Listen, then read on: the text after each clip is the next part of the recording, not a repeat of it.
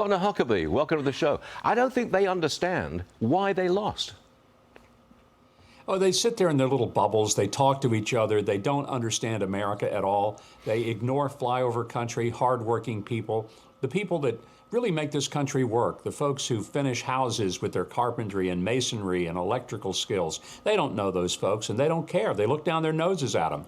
And this week, the people of America stood up and basically gave them a one-finger salute and told them, you know, we're back. We love freedom. We love our families. We love our country. We're not racist, sexist, misogynist. We're not garbage. We're not un-American, and we're not Nazis or fascist.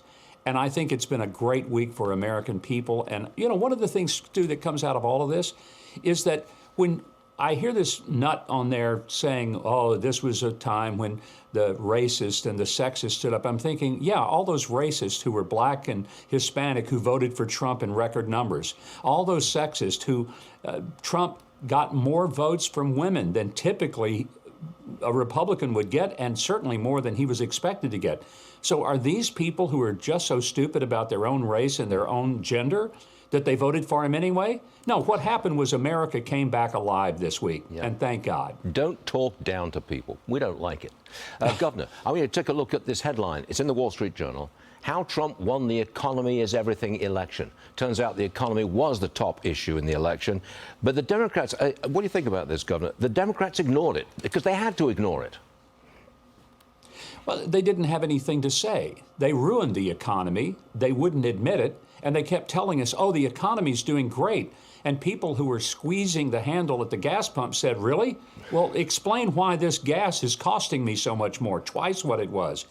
Pushing the grocery cart through the store. And they were saying, oh, the economy's great.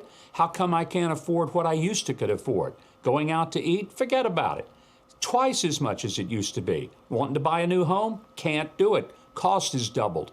So, you know, Gayle King and people who live in wonderful neighborhoods, gated and protected by security, maybe their economy wasn't affected. But the guy that lives just down the street in every town USA was feeling it hard. And no matter what Washington said, it didn't put bread on the table. And they didn't like being talked down to either. Governor, always a pleasure. Thanks for being on the show today. I know we'll see you again real soon. Good luck, son.